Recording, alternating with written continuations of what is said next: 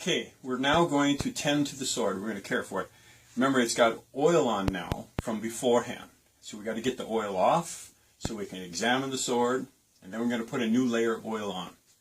This is how we do it. Now, in the old days, what they used to do is they had that Ichio powder ball, and we get those care kits when we get cheap swords in some little wood boxes, and we tap, tap, tap, tap, tap, tap, tap. We send all this dust around, and then we wipe that off. And we thought that's how you're supposed to do it. Well, that's not how they do it now in Japan.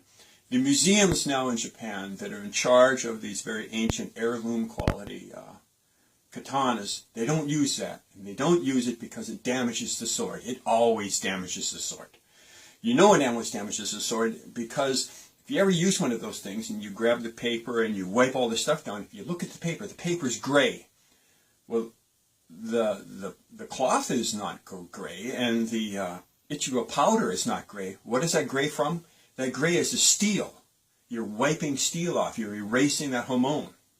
So that's why they've not used that powder ball for a long time. What they use instead is microfiber cloths. This is how you do it. You start an inch or so above where that collar was. Place a microfiber cloth around the sword, and you wipe in one smooth motion the oil off. Now remember, we got this part down here to do, and you put your cloth there again, and you get that last little bit. The oil is now gone. That's how you clean the sword. Now, you can examine the sword now, check for everything. When it's time to reapply the oil, this is how you do it. You get your mineral oil, you pour some in your little dish, and you get tissues, white, non-scented tissues. That's all you need. Dab some oil in there. Again, we start an inch or so above where that collar was.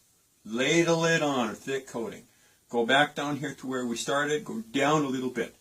The reason we do this way is we're not dragging rust particles that are the natural part of the tang. Remember, we don't oil the tang, but so it's going to be rusty. And we don't want to drag that rust particles onto the blade of the sword because you'll mar the finish.